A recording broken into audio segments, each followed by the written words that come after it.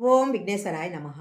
శ్రీమద్ రామాయణము సుందరాకాండ 31వ అధ్యాయము. సీతమ్మ జాడ కనుక్కోలేకపోయిన హనుమంతుడు మళ్ళీ ఒక్కసారి సీతమ్మను వెతుకుదామని లేస్తూ లక్ష్మణుడితో కూడుకొని ఉన్న రాముడికి నమస్కారము, జనకుని కూతురైన సీతమ్మకు నమస్కారము, రుద్రుడికి, ఇంద్రుడికి, యముడికి, వాయుదేవుడికి నమస్కారము, చంద్రుడికి, సూర్యుడికి, దేవతలందరికీ నమస్కారము.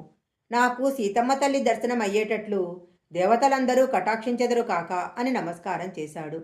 అప్పుడు హనుమంతుడికి ఎదురుగా అశోకవనం కనిపించింది. అప్పుడు ఆయన ఒక ధనుసు నుంచి విడువబడిన బాణంలా ముందుకు వెళ్ళి అశోకవనంలో దిగారు.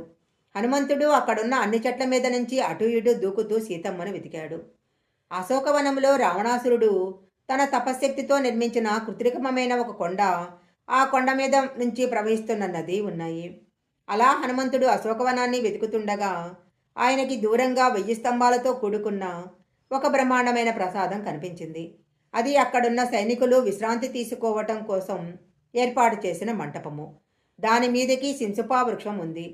అప్పుడు ఆయన సింసుపా వృక్షం మీదకి దూకి చెట్టు కొమ్మల నుంచి కిందికి చూస్తే చుట్టూ రాక్షస స్త్రీల మధ్యలో ఒక స్త్రీ పట్టుపుట్టం కట్టుకుని ఉంది. ఆమె సీతమ్మ అయి ఉంటుందని ఆ ఆకులను పక్కకు తోస్తూ హనుమంతుడు చూసేసరికి మట్టి పట్టిన బట్టతో, చుట్టూ అనేక మంది రాక్షస స్త్రీలతో, ఉపవాసాల చేత క్షీణించిపోయి దీనురాలిగా ఉన్న, కన్నుల నిండా నీరు ఉన్న, మళ్లీ మళ్లీ వేడి నిట్టూర్పులు వదులుతున్న, శుక్లపక్షంలో వచ్చే మొదటి చంద్రరేఖల, ప్రయత్నపూర్వకంగా చూస్తే తప్ప తెలియని ప్రకాశంతో పొగతో కప్పబడిన అగ్నిజ్వాలల, నలిగిన పసుపు పచ్చ బట్ట కట్టుకొని అంగారకుడి చేత పీడింపబడిన రోహిణిలా, పెరిగిన వృద్ధి తగ్గిన దానిలా, ఆశ నెరవేరని దానిలా అవమానంతో సిగ్గుపడుతూ ఉన్న సీతమ్మను హనుమంతుడు చూశాడు. అలా ఉన్న సీతమ్మను చూసిన హనుమంతుడి కళ్ళ నుంచి ఆనంద బాష్పాలు కారాయి. అలా నల్లటి కళ్ళతో ఉన్న సీతమ్మను చూసిన హనుమకు ఆమె అంగ ప్రత్యంగముల యందు రాముడు జ్ఞాపకానికి వచ్చాడు. సీతమ్మను చూడటం అంటే ప్రకృతిని చూడటము, ఆ ప్రకృతి యందు పురుషుని చూడటం అంటే హనుమ ఈనాడు అద్వైత దర్శనం చేశాడు. సీతమ్మను అలా చూసిన హనుమంతుడు అనుకున్నాడు, మా రాముడి గుండె చాలా గట్టిది. ఎవ్వరూ చేయలేని పని రాముడు చేశాడని ఇప్పుడు నేను గుర్తించాను. 10 నెలల నుంచి సీతమ్మ రాముడి పేరు చెప్పుకుంటూ, తపస్సు చేసుకుంటూ, రాముడి గురించి శోకిస్తూ ఇక్కడ ఉంటే, అలాంటి భార్యకు దూరంగా ఉండి కూడా 10 నెలల నుంచి ప్రాణాలు నిలబెట్టుకుని ఉన్నాడు. అందువలన రాముడు ఎవ్వరూ చేయలేని పని చేశాడు. రాముడి మనసు సీతమ్మ దగ్గర ఉంది, సీతమ్మ మనసు రాముడి దగ్గర ఉంది. అందుకని ఇద్దరూ ఒకరికొకరు దూరంగా ఉండి కూడా ఇంతకాలం బ్రతకగలిగారు. 3 లోకాలలో ఉండే ఐశ్వర్యాన్ని అంతా తీసుకొచ్చి ఒక పక్కన పెట్టి మరొక పక్కన సీతమ్మను పెడితే, సీతమ్మ యొక్క వైభవంలో 16వ వంతులో కూడా ఐశ్వర్యము, వైభవము సరితూగదు. నల్లటి జుట్టుతో, ఎర్రని పెదాలతో, సన్నటి నడుముతో, పద్మాల వంటి కన్నులతో ఆ తల్లి సింసుపా వృక్షం కింద కూర్చొని ఉంది.